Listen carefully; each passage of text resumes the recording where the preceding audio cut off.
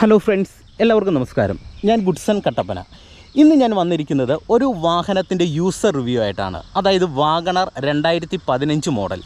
ഇപ്പോൾ ഒരുപാട് പേര് സെക്കൻഡ് ഹാൻഡ് വാഹനങ്ങൾ എടുക്കാനായിട്ട് ആഗ്രഹിക്കുന്നുണ്ട്. അത്തരത്തിൽ എടുക്കുമ്പോൾ നമ്മൾ പ്രധാനമായിട്ട് ശ്രദ്ധിച്ച് എടുക്കേണ്ട അല്ലെങ്കിൽ ഏറ്റവും നല്ല വാഹനങ്ങളിൽ ഒന്നാണ് ഈ വാഗണർ എന്ന് പറയുന്നത്. അതുകൊണ്ട് തന്നെ ഈ ഒരു വാഹനത്തിൻ്റെ യൂസർ റിവ്യൂവും ഈ വണ്ടി എടുത്താലുള്ള ഗുണങ്ങൾ, ദോഷങ്ങൾ, ഒപ്പം വാഹനത്തിൻ്റെ മൈലേജും മറ്റെല്ലാ ഡീറ്റെയിൽസും നിങ്ങളുമായിട്ട് പങ്കുവെക്കാം. വാഹനത്തിൻ്റെ ഏകദേശം വിലയാണ് പറയുന്നത് 3.5 ലക്ഷം മുതൽ 4 ലക്ഷം രൂപ വരെ. വാഹനത്തിൻ്റെ ക്വാളിറ്റി അനുസരിച്ച് വിലയിൽ വ്യത്യാസം വരാം. സോഷ്യൽ മീഡിയയിൽ കാണുന്ന പ്ലാറ്റ്ഫോമുകളിൽ നിന്ന് കിട്ടിയ ഒരു വിവരമാണ് നിങ്ങളുമായിട്ട് ഞാൻ പങ്കുവെക്കുന്നത്. ക്വാളിറ്റി അനുസരിച്ച് വാഹന വിലയിൽ വ്യത്യാസം വരാനായിട്ടുള്ള സാധ്യതയുണ്ട്. VXI മോഡലിന് LXI ആണെങ്കിൽ ഒരു ഇത്തിരിയും കൂടെ വില താഴാനായിട്ടുള്ള സാധ്യത ഉണ്ട്. ഒപ്പം തന്നെ ഈ ഒരു വണ്ടി എങ്ങനെ ഓടിക്കാം എന്നുള്ളതും കൂടെ പറയാം. കാരണം നമ്മുടെ ഈ ഒരു ചാനലിൽ വീഡിയോ കാണുന്നത് ഒരുപാട് പേര് ഡ്രൈവിംഗ് ട്യൂട്ടോറിയൽ അല്ലെങ്കിൽ ഡ്രൈവിംഗ് പഠിക്കുന്ന ആൾക്കാരാണ്.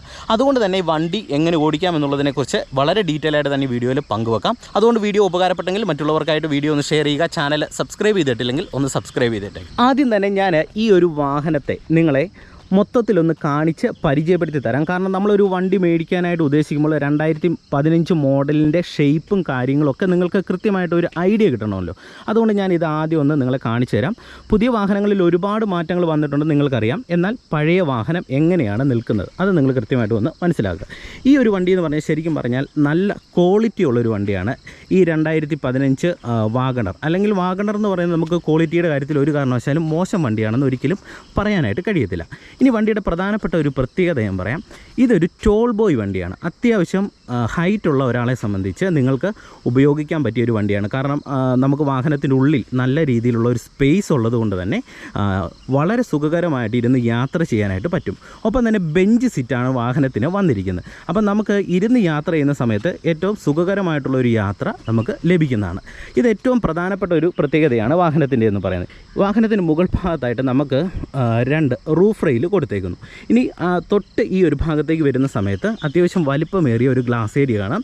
പിന്നെ തൊട്ട് താഴോട്ട് വരുന്ന സമയത്ത് ഈ ഒരു ഭാഗത്ത് നമുക്ക് ഒരു ഹാലജൻ ഹെഡ് ലാമ്പ് കൊടുത്തേക്കുന്നു. ഒപ്പം തന്നെ ഇതിനോട് ചേർന്ന് തന്നെ നമുക്ക് ടേൺ ഇൻഡിക്കേറ്റർ ലൈറ്റിൻ്റെ ഓപ്ഷൻസ് കാണാം. പിന്നെ ഈ അടിഭാഗത്തേക്ക് വരുമ്പോൾ ഇവിടെയാണ് ഫോഗ് ലാമ്പ് വാഹനത്തിന് കൊടുത്തേക്കുന്നത്. പിന്നെ ഈ ഒരു ഭാഗത്ത് നമുക്ക് ചെറിയൊരു ഗ്രില്ലും അതോടൊപ്പം തന്നെ ഒരു ക്രോമിൻ്റെ ഫിനിഷോട് കൂടിയ ഒരു ഭാഗം നമുക്കിവിടെ കാണാം. പിന്നെ ഇവിടെ ഒരു സുസുക്കിയുടെ എംബ്ലം കൊടുത്തേക്കുന്നു. പിന്നെ അടിഭാഗത്തേക്ക് വരുമ്പോൾ എയർ ഡാം നമുക്ക് കാണാനായിട്ട് കഴിയും. ഇനി വണ്ടിയുടെ വശക്കാഴ്ചയിൽ നിങ്ങൾ നോക്കുക. 165/70 R14 വാഹനത്തിൻ്റെ ടയറിൻ്റെ സൈസ് വരുന്നത്. അത്യാവശ്യം നല്ല ബോഡി ക്വാളിറ്റി ഉള്ളൊരു വാഹനമാണ്. ഇപ്പം ഈ വണ്ടിയുടെ ഡോറൊക്കെ തുറന്നു കഴിഞ്ഞാൽ അത്യാവശ്യം കനമുണ്ട്, നമുക്ക് ചേർത്തടയ്ക്കാം. അത്യാവശ്യം ബോഡി ക്വാളിറ്റി ഉള്ളൊരു വണ്ടിയാണ്. ഇനി നേരെ ബാക്ക് സൈഡിലേക്ക് വരുന്ന സമയത്ത് ഈ ഒരു ഭാഗത്ത് ഒരു റിയർ വൈപ്പർ കൊടുത്തേക്കുന്നു. ഒപ്പം തന്നെ ഡീഫോഗറിൻ്റെ ഓപ്ഷനുണ്ട്. പിന്നെ ഇവിടെ ഒരു സ്റ്റോപ്പ് ലാമ്പ് കൊടുത്തേക്കുന്നു. പിന്നെ ചെറിയൊരു സ്പോയിലർ ഇവിടെ അഡീഷണലായിട്ട് വണ്ടിയിൽ ഫിറ്റ് ചെയ്തിട്ടുണ്ട്. പിന്നെ വാഗണറിൻ്റെ ഒരു എംബ്ലം ഇവിടെ കൊടുത്തേക്കുന്നു. ഒപ്പം തന്നെ സെൻട്രൽ സുസുക്കിയുടെ ആ ഒരു എംബ്ലവും നമുക്ക് കാണാനായിട്ട് കഴിയും. ഇതാണ് ആ ടെയിൽ ലാമ്പിൻ്റെ ഒരു ഷേപ്പ്. ഇത് നമ്മളെല്ലാവരും തന്നെ കണ്ടിട്ടുള്ള ആ ഒരു സെയിം ടൈപ്പ് ടെയിൽ ലാമ്പാണ് ബാക്ക് സൈഡിൽ ഉള്ളത്. വണ്ടിയുടെ ബൂട്ട് സ്പേസ് എന്ന് പറയുന്നത് നമുക്കൊന്ന് നോക്കാം. 341 ലിറ്റേഴ്സാണ്. അത്യാവശ്യം ഇതുപോലെയുള്ള ലഗേജുകളൊക്കെ നമുക്ക് വെച്ച് പോകാനായിട്ടുള്ള നല്ല രീതിയിലുള്ള ഒരു സ്പേസ് ഉണ്ട്. പിന്നെ ബാക്ക് സൈഡിലേക്ക് നോക്കിക്കഴിഞ്ഞാൽ നമുക്കിവിടെ ഒരു പാഴ്സൽ ട്രേ കാണാനായിട്ട് സാധിക്കും. നിങ്ങൾ നോക്കിയാൽ ഉൾവശത്തേക്ക് നോക്കുക, നല്ല രീതിയിലുള്ള ഒരു സ്പേസും അതോടൊപ്പം തന്നെ നല്ല രീതിയിലുള്ള ഒരു ഹൈറ്റും ഉള്ള ഒരു വാഹനമാണ് വാഗണർ എന്ന് പറയുന്നത്. വാഹനത്തിൻ്റെ ഉൾവശത്തേക്ക് വരുന്ന സമയത്ത് നിങ്ങൾ നോക്കുക, 2015 മോഡൽ വാഹനത്തിൻ്റെ ഡാഷ്ബോർഡ് രീതി എന്ന് പറയുന്നത് ഇതാണ്. അതായത് ഒരു ബ്ലാക്ക് മാറ്റ് ഫിനിഷും ഒപ്പം തന്നെ ബീജ് ചേർന്ന ഒരു ഡ്യുവൽ ടോൺ ഡാഷ്ബോർഡാണ് നമുക്കിവിടെ കാണാനായിട്ട് കഴിയുന്നത്. ഈ ഒരു ഭാഗത്ത് അത്യാവശ്യം വളരെ മനോഹരമായിട്ടുള്ള ഒരു മീറ്റർ കൺസോൾ നിങ്ങൾക്ക് കാണാനായിട്ട് കഴിയും. ഈ മീറ്റർ കൺസോളിൽ നമുക്ക് കിലോമീറ്റർ സ്പീഡും ഒപ്പം തന്നെ RPM ലെവലും നമുക്ക് ഇവിടെ കാണാനായിട്ട് സാധിക്കും. പിന്നെ ഈ ഒരു ഭാഗത്തേക്ക് വരുമ്പോഴത്തേന് ഓഡിയോ സിസ്റ്റം കൊടുത്തേക്കുന്നത് നോർമൽ ഓഡിയോ സിസ്റ്റമാണ്. ഇവിടെ ഒരു പെൻ ഡ്രൈവ് കണക്ട് ചെയ്യാനായിട്ടുള്ള ഒരു ഓപ്ഷൻ ഉണ്ട്. ഒപ്പം തന്നെ ഓക്സ് കുത്താനായിട്ടുള്ളൊരു ഓപ്ഷനും ഒപ്പം പഴയ ആ DVD പ്ലെയറിൻ്റെ ഒരു സംവിധാനം, DVD ഇടാനായിട്ടുള്ള ഒരു സിസ്റ്റവും നമുക്ക് ഈ ഒരു ഭാഗത്ത് കൊടുത്തേക്കുന്നു. ഇനി ഇവിടെ പ്രധാനമായിട്ടും ഞാൻ ശ്രദ്ധിച്ചപ്പോൾ എനിക്ക് തോന്നിയ ഒരു പ്രധാനപ്പെട്ട ഒരു കാര്യമെന്ന് പറയുന്നത്, ഈ വാഹനത്തിൻ്റെ മിററുകളെല്ലാം നമുക്ക് ഇലക്ട്രിക്കലിൽ വാഹനത്തിൻ്റെ ഉള്ളിലിരുന്ന് തന്നെ അഡ്ജസ്റ്റ് ചെയ്യാനായിട്ടുള്ള ഓപ്ഷനുണ്ട്. അതിനുള്ള ഒരു നോബ് ഇവിടെ കൊടുത്തേക്കുന്നു.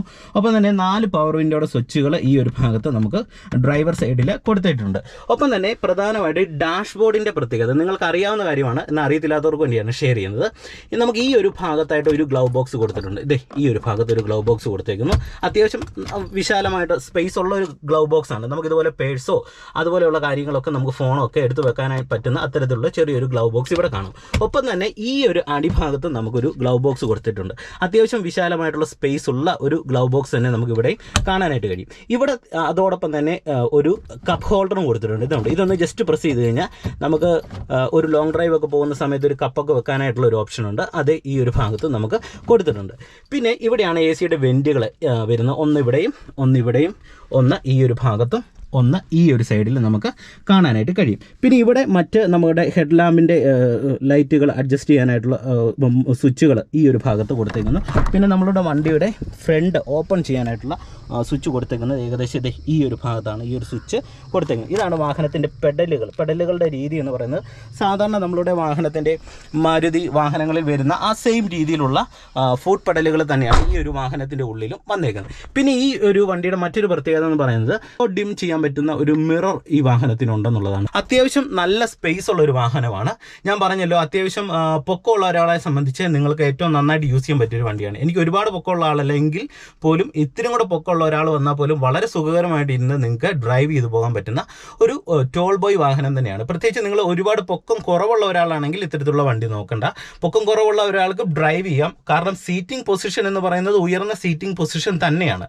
അപ്പോൾ ചിലപ്പോൾ നിങ്ങൾക്ക് പൊക്കം തീർത്തും കുറവാണെങ്കിൽ നിങ്ങൾ വണ്ടിയിൽ ഇരിക്കുമ്പോൾ ചെറുതായിട്ട് തോന്നും. അതുകൊണ്ട് ആ ഒരു കാര്യം നിങ്ങളൊന്ന് നോക്കിയിട്ട് വാഹനം സെലക്ട് ചെയ്താൽ കുഴപ്പമൊന്നുമില്ല. ഇനി നിങ്ങൾക്ക് കോ ഡ്രൈവർ സീറ്റ് നോക്കാം. നിങ്ങൾ നോക്കി അത്യാവശ്യം നല്ല സ്പേസോട് കൂടിയ ഒരു ഭാഗം നമുക്ക് ഇവിടെ കാണാനായിട്ട് കഴിയും. ഇവിടെ നമുക്ക് ഡോറിനോട് ചേർന്ന് ഒരു ആംറസ്റ്റ് പോലെ നമ്മുടെ കൈ ഇത്തരത്തിലൊന്ന് ചേർത്ത് വെച്ച് ഇരുന്ന് പോകാനായിട്ടുള്ള ഒരു സംവിധാനമൊക്കെ ഈ ഒരു വാഹനത്തിൻ്റെ ഉള്ളിൽ കൊടുത്തേക്കുന്നത്. ഇതാണ് വാഹനത്തിൻ്റെ ലിവർ വരുന്നത്. കുട്ടി ലിവറാണ്, ചെറിയ ലിവറാണ് വാഹനത്തിൻ്റെ ഉള്ളിൽ വന്നേക്കുന്നത്. 5 സ്പീഡ് മാനുവൽ ഗിയർ ബോക്സ് വരുന്നു. ഈ ഒരു ഭാഗത്ത് നമുക്ക് വാഹനത്തിൻ്റെ ഹാൻഡ് ബ്രേക്ക് സംവിധാനം കൊടുത്തിട്ടുണ്ട്. ഈ ഒരു ഭാഗം ഒരു ഇത്തിരി ഇടിങ്ങിയാണ് വന്നിരിക്കുന്നത്. നമുക്ക് ഒരുപാട് സ്പേസുകളൊന്നും ഇവിടെ ഇല്ല. എന്നാൽ ചെറിയൊരു സ്റ്റോറേജ് സ്പേസ്, ഇപ്പോൾ ഇവിടെ നമുക്ക് ചെറിയ എന്തെങ്കിലുമൊക്കെ ഒന്ന് വെക്കാം, ഒരു കീ ഒക്കെ വെക്കാനായിട്ടുള്ള ഒരു സ്റ്റോറേജ് സ്പേസ് മാത്രമേ നമുക്ക് ഇവിടെ കാണാനായിട്ട് കഴിയത്തുള്ളൂ. പിന്നെ ഇതാണ് വാഹനത്തിൻ്റെ എ സിയുടെ സംവിധാനം എന്ന് പറയുന്നത്. അപ്പം ഇത് മാനുവലായിട്ട് നമുക്ക് കൺട്രോൾ ചെയ്യാൻ പറ്റുന്ന ഒരു എ സി ആണ്. എല്ലാ അത്യാവശ്യം സ്വിച്ചുകളും അടങ്ങിയിരിക്കുന്ന എല്ലാ സംവിധാനങ്ങളും ഉള്ള ഒരു എ സി നമുക്ക് ഇവിടെ കാണാനായിട്ട് കഴിയും. സെക്കൻഡ് റോ സീറ്റിലേക്ക് വരുമ്പോൾ നിങ്ങൾ നോക്കുക, ഏകദേശം ഈ ഒരു രീതിയാണ് വാഹനത്തിൻ്റെ സൈഡ് പ്രൊഫൈൽ വരുന്നത്. അപ്പം നമ്മൾ സെക്കൻഡ് റോ സീറ്റിലേക്ക് കയറുമ്പോൾ അത്യാവശ്യം വിശാലമായിട്ടുള്ള ഒരു സ്പേസ് ഉള്ള വണ്ടിയാണ്. ഞാൻ നിങ്ങളോട് ആദ്യം തന്നെ പറഞ്ഞല്ലോ, ഈ ഒരു വാഹനം എന്ന് പറയുന്നത് ഒരു ടോൾ ബോയ് വണ്ടിയാണ്. അതായത് ഹൈറ്റ് ഉള്ള ഒരു വണ്ടിയാണ്. അതുകൊണ്ട് തന്നെ നമുക്ക് വാഹനത്തിൻ്റെ ഉള്ളിൽ നല്ല രീതിയിലുള്ള ഹെഡ് സ്പേസും ലെഗ് സ്പേസും ഉണ്ട്. ഇപ്പോൾ തന്നെ നിങ്ങൾ നോക്കി, ഞാൻ ഇവിടെ കയറി ഇരുന്ന് കഴിഞ്ഞപ്പോൾ തന്നെ എനിക്ക് വളരെ വിശാലമായിട്ടുള്ള ഒരു സ്പേസ് ഉണ്ട്. ഒരു ഇത്തിരി സീറ്റ് മുന്നോട്ട് കയറിയാണ് ഇരിക്കുന്നത്, ഈ ഡ്രൈവർ സീറ്റ്. ഇപ്പോൾ എന്നാൽ കോ ഡ്രൈവർ സീറ്റ് ഇങ്ങോട്ട് ഇറങ്ങിയാണ് ഇരിക്കുന്നത്. അപ്പോൾ ഞാൻ ഈ ഒരു ഭാഗത്ത് ഇരുന്ന് നിങ്ങളെ ഒന്ന് കാണിച്ചു തരാം. ഇത് കോ ഡ്രൈവർ സീറ്റിൻ്റെ ഈ ഒരു ഭാഗത്ത് ഇരുന്നപ്പോഴും നിങ്ങൾ നോക്കുക, അത്യാവശ്യം ഒരു 5 വിരലിൻ്റെ ഗ്യാപ്പ് നമുക്കുണ്ട്. അത് വളരെ വിശാലമായിട്ടുള്ള ഒരു ഗ്യാപ്പാണ്. നല്ല തൈ സപ്പോർട്ടുള്ള ഒരു സീറ്റാണ് വാഹനത്തിന് കൊടുത്തേക്കുന്നത്. പിന്നെ ബാക്ക് സൈഡിൽ ഈ ഒരു ഭാഗത്ത് ഹെഡ് റെസ്റ്റ് കൊടുത്തേക്കുന്നു. ഇവിടെ നമുക്കൊരു ഹെഡ് റെസ്റ്റ് കൊടുത്തേക്കുന്നു. അത്യാവശ്യം 3 പേർക്ക് വളരെ സുഖകരമായിട്ടിരുന്ന് യാത്ര ചെയ്ത് പോകാനായിട്ട് കഴിയും. ഹൈറ്റുള്ള ഒരു വണ്ടി ആയതുകൊണ്ട് തന്നെ വളരെ സുഖകരമായിട്ട് വാഹനത്തിൻ്റെ ഉള്ളിൽ വായു സഞ്ചാരം മറ്റു കാര്യങ്ങളൊക്കെ നല്ല രീതിയിൽ തന്നെ ഉണ്ട്. ഇനി നമ്മൾ പുറകിൽ നിന്ന് വാഹനത്തിൻ്റെ മുൻവശത്തേക്ക് നോക്കുമ്പോൾ വളരെ വിശാലമായിട്ട് തന്നെ വാഹനത്തിൻ്റെ ഈ ഏരിയകളെല്ലാം നമുക്കൊരു ഇടുങ്ങിയിരിക്കുന്ന ഫീലല്ല, കുറച്ചും കൂടെ എല്ലാ ഏരിയകളും കണ്ട് നമുക്ക് ബാക്ക് സൈഡിൽ ഇരുന്ന് വളരെ സുഖകരമായിട്ട് യാത്ര ചെയ്യാൻ പറ്റുന്ന ഒരു വാഹനമാണ്. വാഹനത്തിൻ്റെ വില വരുന്നത് ഏകദേശം 3,50,000 രൂപ മുതൽ 4 ലക്ഷത്തിന് ഇടയ്ക്ക് നമുക്ക് സെക്കൻഡ് ഹാൻഡ് വാഹനങ്ങൾ തിരഞ്ഞെടുക്കാനായിട്ട് കഴിയുന്നതാണ്. വാഹനം മേടിക്കുമ്പോൾ നിങ്ങൾ ശ്രദ്ധിക്കേണ്ട ഒരു കാര്യം, പരമാവധി സിംഗിൾ ഓണർ വാഹനങ്ങൾ മേടിക്കാനായിട്ട് ശ്രദ്ധിക്കുക. ഒപ്പം തന്നെ ഒരുപാട് കിലോമീറ്റർ ഓടിയ വാഹനങ്ങളും തീർത്തും കിലോമീറ്റർ ഓട്ടം കുറഞ്ഞ വാഹനങ്ങളും എടുക്കാതിരിക്കാനായിട്ട് ശ്രദ്ധിക്കുക. ആവറേജ് യൂസ് ചെയ്യുന്നതും അത്യാവശ്യം വാഹനത്തിൻ്റെ കണ്ടീഷനൊക്കെ നിലനിർത്തുന്ന തരത്തിലുള്ള വാഹനങ്ങൾ സെലക്ട് ചെയ്യാനായിട്ട് ശ്രമിക്കണം. Engine type K series petrol engine displacement 998 cc, fuel type petrol, transmission type manual, mileage ഹൈവേയിൽ 20 ലിറ്റർ പറയുന്നു, മൈലേജ് സിറ്റിയിൽ 17, seating capacity 5. Engine power 68 PS at 6200 RPM, torque 90 Nm at 3500 RPM. Number of cylinder 3 സിലിണ്ടറാണ് വരുന്നത്. വണ്ടിയുടെ dimensions and width വരുമ്പോൾ overall length വരുന്നത് 3599, width 1475, height 1670, wheel base 2400, ground clearance 165. ഇനി ഞാൻ വാഹനം മെയിൻ റോഡിൽ തന്നെ ഡ്രൈവ് ചെയ്യുമ്പോൾ എനിക്ക് കിട്ടുന്ന ഫീൽ ഞാൻ അതുപോലെ തന്നെ നിങ്ങളുമായിട്ട് പങ്കുവെക്കാം. ഒപ്പം തന്നെ ഇത്തരത്തിലുള്ള ഒരു വണ്ടി ഓടിക്കാനും, അതായത് എടുത്തിട്ട് ഓടിച്ച ഒരു പരിചയമില്ലാത്ത ഒരാളെ സംബന്ധിച്ച് നിങ്ങൾക്ക് ഈ വണ്ടി ഓടിക്കുന്ന ഒരു ട്യൂട്ടോറിയലും കൂടെ ജസ്റ്റ് നിങ്ങളുമായിട്ട് പങ്കുവെക്കാം. എന്തൊക്കെ കാര്യങ്ങൾ ശ്രദ്ധിക്കണം എന്നുള്ളതും കൂടെ ഒന്ന് ഷെയർ ചെയ്യാം. ഓക്കെ, ഇപ്പം ഞാൻ വണ്ടി സ്റ്റാർട്ട് ചെയ്യാൻ പോകണം. എൻ്റെ കാല് ബ്രേക്കിലേക്ക് വരുന്നു. ബ്രേക്ക് വളരെ സ്മൂത്താണ്. ചവിട്ടുമ്പോൾ ഒരു തരത്തിലുള്ള കനമൊന്നുമില്ല. പവർ ബ്രേക്കാണ്, അതുകൊണ്ട് തന്നെ വളരെ സ്മൂത്താണ്. ക്ലച്ച് ഞാൻ പൂർണ്ണമായിട്ട് ചവിട്ടുന്നു. വണ്ടിയുടെ കീ ഓൺ ആക്കുന്നു. വാഹനം സ്റ്റാർട്ടായപ്പോൾ ഒരുപാട് ഓവർ നോയ്സോ അങ്ങനെയുള്ള കാര്യങ്ങളൊന്നുമില്ല. വണ്ടി സൈലൻ്റ് ആണ്. സ്റ്റാർട്ടിങ്ങിൽ തന്നെ സൈലൻ്റ് ആണ്. ഒരുപാട് ഒച്ചയും ബഹളവും ഒന്നും ഫീൽ ചെയ്യുന്നില്ല. ഗിയർ വളരെ ഇട്ട് നോക്കുന്ന സമയത്ത് സ്മൂത്താണ്. ഫസ്റ്റ് ഗിയറിലേക്ക് ഞാൻ ഷിഫ്റ്റ് ചെയ്യുന്നു. സെക്കൻഡ് ഇടുന്നു. തേർഡ് കൊടുക്കുന്നു. Fourth, fifth, reverse.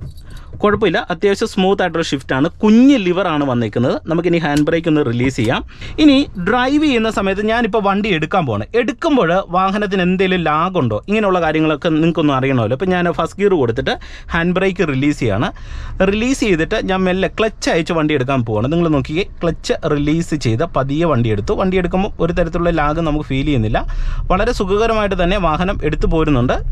വീണ്ടും ഞാൻ ഇത്തിരി ആക്സിലറേഷൻ കൊടുക്കുന്നു. നമുക്ക് ഇനി ഈ വാഹനം ഞാൻ ഈ ചെറിയ കയറ്റത്തിലേക്ക് കയറ്റുവാണ്. വാഹനം എടുക്കുന്ന സമയത്ത് ക്ലച്ച് മാത്രം ഇത്തിരി വാഹനം എടുത്ത് നോക്കുകയാണ്.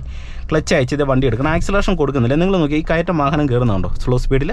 കണ്ടോ, ഒരു തരത്തിലുള്ള പ്രശ്നമില്ല. വാഹനം അങ്ങോട്ട് കയറുന്നുണ്ട്. അപ്പോൾ അതിനർത്ഥം എന്ന് പറയുന്നത് ക്ലച്ച് റിലീസ് ചെയ്യുന്ന സമയത്ത് തന്നെ സ്ലോ സ്പീഡിൽ വാഹനത്തിന് ഒരു മൂവ് ഉണ്ട്. അത് എഞ്ചിൻ്റെ പവറിനെ കാണിക്കുന്നതാണ്. 1000 cc ആണെങ്കിൽ പോലും വാഹനം ക്ലച്ച് അയച്ചെടുക്കുമ്പോൾ പ്രശ്നമില്ല. മനസ്സിലായോ? ഇനി നമ്മളിവിടെ ഇത്തിരി ആക്സിലറേഷൻ കൊടുത്ത് ക്ലച്ച് അയച്ച് എടുത്തു കഴിഞ്ഞാൽ ഒരുപാട് ആക്സിലറേഷൻ്റെ ആവശ്യമൊന്നുമില്ല. ഒന്ന് തൊട്ട് മാത്രം കൊടുത്താൽ മതി. ഫസ്റ്റ് ഗിയറിൽ വണ്ടി വളരെ സുഖകരമായിട്ട് എടുക്കും. അപ്പോൾ പഠിക്കുന്ന ഒരാളെ സംബന്ധിച്ച് സ്ലോ സ്പീഡ് ഇത്തിരി അറേഞ്ചാണ് ഈ വാഹനത്തിൻ്റെ.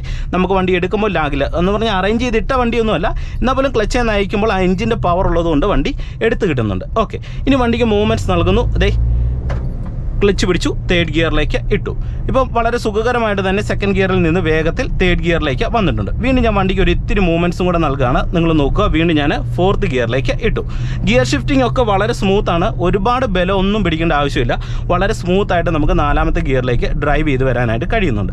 ഇനി നിങ്ങൾ നോക്കുക, ചെറിയൊരു ടേൺ എടുക്കുകയാണ്. ഞാൻ ക്ലച്ച് പിടിച്ചിട്ട് തേർഡ് ഗിയറിലേക്ക് ഇടുന്നു. അഡ്വാൻസ് ഗിയർ ഡൗൺ ചെയ്ത് ചെറിയൊരു ടേൺ എടുക്കുന്നു. സ്റ്റിയറിംഗ് തിരിക്കുന്ന സമയത്ത് ഒരുപാട് കനമൊന്നും ഫീൽ ചെയ്യുന്നില്ല.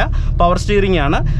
വലിയ പ്രശ്നങ്ങളൊന്നും എനിക്ക് ഫീൽ ചെയ്യുന്നില്ല. വാഹനത്തിൻ്റെ ഉള്ളിലിരുന്ന് ഡ്രൈവ് ചെയ്യുന്ന സമയത്ത് അത്യാവശ്യം ഒരു സേഫ് ആയിട്ടുള്ള ഒരു സ്ഥലത്തിരുന്ന് ഡ്രൈവ് ചെയ്യുന്ന ഫീൽ എനിക്ക് കിട്ടുന്നുണ്ട്. ഒപ്പം തന്നെ വാഹനം ഹൈറ്റുള്ള ഒരു വണ്ടി ആയതുകൊണ്ട് തന്നെ നമുക്ക് നല്ലൊരു വ്യൂ ആണ് റോഡിലേക്ക് കിട്ടുന്നത്. ഒരിത്തിരി പൊക്കത്തിരുന്ന് ഡ്രൈവ് ചെയ്യുന്ന ഫീലും അതുപോലെ തന്നെ നല്ലൊരു വ്യൂ ഉണ്ട്.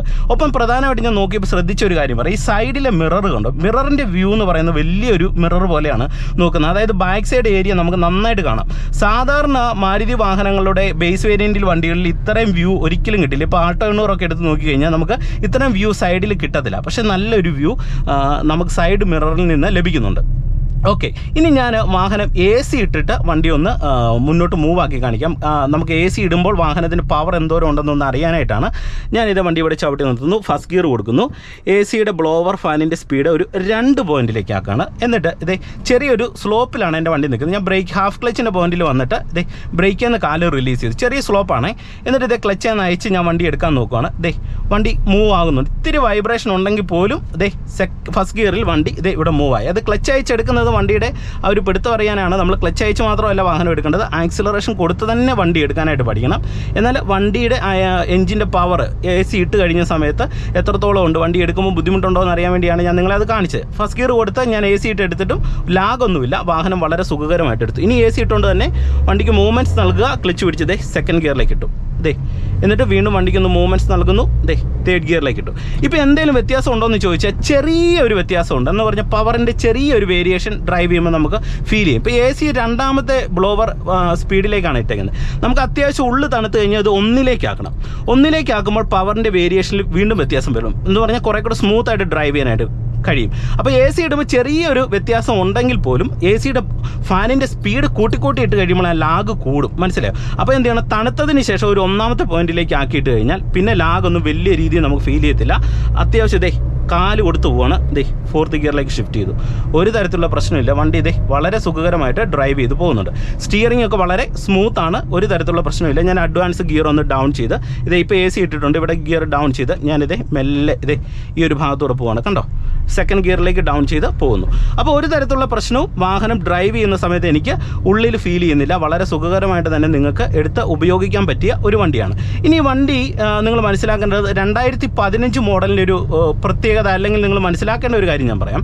2015, 10, 2025, 5, 2030 വാഹനത്തിൻ്റെ റീടെസ്റ്റ് വരും. എന്ന് പറഞ്ഞാൽ നിങ്ങളിപ്പം 2024 ഈ കൊല്ലമാണ് വാഹനം എടുക്കുന്നതെങ്കിൽ നമുക്കൊരു 6 കൊല്ലം കൂടെ വാഹനം റീടെസ്റ്റ് ഇല്ലാതെ യൂസ് ചെയ്യാനായിട്ട് കഴിയും. മനസ്സിലായോ? അപ്പം വാഹനത്തിന് ഇൻഷുറൻസ് കോസ്റ്റ് വരുന്നത് ഏകദേശം ഒരു 6000 രൂപയ്ക്ക് താഴെയുള്ളൂ. ഒരു 5500 ആ ഒരു റേഞ്ചിലെ വാഹനത്തിൻ്റെ ഇൻഷുറൻസിൻ്റെ ഒരു കോസ്റ്റ് വരത്തുള്ളൂ. പിന്നെ മാരുതിയുടെ വണ്ടി ആയതുകൊണ്ട് നമുക്ക് സർവീസ് എല്ലായിടത്തും അവൈലബിൾ ആണ്. പാർട്സുകൾക്ക് വില കുറവുണ്ട്. ഇതൊക്കെയാണ് പ്രധാനപ്പെട്ട പ്രത്യേകത. പിന്നെ വണ്ടിയുടെ വീതിയൊക്കെ ആവറേജ് ആൾട്ടോ പോലെയുള്ള ചെറിയ ആ ഒരു വീതിയേ ഉള്ളൂ. അതുകൊണ്ട് തന്നെ നമുക്ക് ഒരു സിറ്റി ഡ്രൈവിന് ഏറ്റവും നല്ലൊരു വാഹനം തന്നെയാണ്. പിന്നെ ഈ വണ്ടിയുടെ മൈലേജ് പറയുന്നത് 20 കിലോമീറ്ററാണ് കമ്പനി അവകാശപ്പെടുന്നത്. എന്നാൽ പോലും വാഹനത്തിനൊരു 18 കിലോമീറ്ററെങ്കിലും നമുക്ക് ഇവിടെ കിട്ടും. ഇതിപ്പോൾ ഞങ്ങൾ ഇടുക്കി ഉള്ള സ്ഥലത്താണ് ഈ ഒരു വാഹനം ഞങ്ങൾ ഉപയോഗിക്കുന്നത്. അതുകൊണ്ട് ഇവിടെ ഈ ഇത്തരത്തിലുള്ള ഒരു മൈലേജ് തീർച്ചയായിട്ടും ഉണ്ടെങ്കിൽ നാട്ടിലേക്ക് വരുന്ന സമയത്ത് സ്ട്രെയിറ്റ് റോഡുള്ള റോഡുകളാണെന്നുണ്ടെങ്കിൽ അത്യാവശ്യം നിങ്ങൾക്ക് നല്ല രീതിയിലുള്ള ഒരു മൈലേജ് നമുക്ക് ലഭിക്കും. ഇപ്പോൾ ഫസ്റ്റ് ഗിയറിൽ നിങ്ങൾ നോക്കിയ ഒരു ട്രാഫിക്കിൽ എൻ്റെ വണ്ടി നിൽക്കുന്നത്, AC ഇട്ടിട്ടുണ്ട്. ഇത്തിരി ആക്സിലറേഷൻ കൊടുത്തത് കണ്ടില്ല, ഒരു തരത്തിലുള്ള ലാഗൊന്നുമില്ല. ഇവിടെ നമുക്ക് വണ്ടി എടുക്കുന്നതിൽ ഒരു തരത്തിലുള്ള പ്രശ്നങ്ങളും നിലവിൽ കാണുന്നില്ല. അപ്പം നിങ്ങൾക്ക് തീർച്ചയായിട്ടും സെലക്ട് ചെയ്യാൻ പറ്റിയ ഒരു വാഹനമാണ് വാഗണർ 2015. അപ്പോൾ സെക്കൻഡ് ഹാൻഡ് വണ്ടി എടുക്കാനായിട്ട് ഉദ്ദേശിക്കുന്നുണ്ടെങ്കിൽ നിങ്ങൾ തീർച്ചയായിട്ടും ഈ ഒരു വണ്ടി നോക്കിക്കോ, പ്രശ്നമൊന്നും ഇല്ല. അപ്പോൾ ഇത്തരത്തിൽ ഈ ഒരു വണ്ടി എനിക്ക് റിവ്യൂവിന് തന്നത് ഉണ്ണിച്ചേട്ടായാണ്. ഉണ്ണിച്ചേട്ടായി എൻ്റെ സുഹൃത്ത് മാത്രമല്ല, എൻ്റെ ഒരു ബ്രദറിനെ പോലെ കാണുന്ന ഒരാളാണ്. അപ്പോൾ ഉണ്ണിച്ചേട്ടായിക്ക് പ്രത്യേകം ഒരു നന്ദി പറയുന്നു. അപ്പം വീഡിയോ നിങ്ങൾക്ക് തീർച്ചയായിട്ടും ഉപകാരപ്പെട്ടെങ്കിൽ ഈ വീഡിയോ നിങ്ങൾ മറ്റുള്ളവർക്ക് ഒന്ന് ഷെയർ ചെയ്യുക. ചാനൽ സബ്സ്ക്രൈബ് ചെയ്യാത്തിട്ടുണ്ടെങ്കിൽ ഒന്ന് സബ്സ്ക്രൈബ് ചെയ്തിട്ടേക്കാം. ഒപ്പം തന്നെ നിങ്ങൾക്ക് കാർ ഡ്രൈവിംഗ് പ്രാക്ടീസോ അങ്ങനെയുള്ള കാര്യങ്ങൾ ആവശ്യമുണ്ടെങ്കിൽ എന്നെ കോൺടാക്ട് ചെയ്യാം. എൻ്റെ വാട്സപ്പ്, ഫേസ്ബുക്ക്, ഇൻസ്റ്റാഗ്രാം പേജിൻ്റെ ലിങ്കൊക്കെ ഡിസ്ക്രിപ്ഷൻ ബോക്സിൽ കൊടുത്തേക്കാം. വീണ്ടും നമുക്ക് മറ്റൊരു അറിവുമായിട്ട് വീണ്ടും അടുത്തൊരു വീഡിയോയിൽ കാണാം. Okay, by.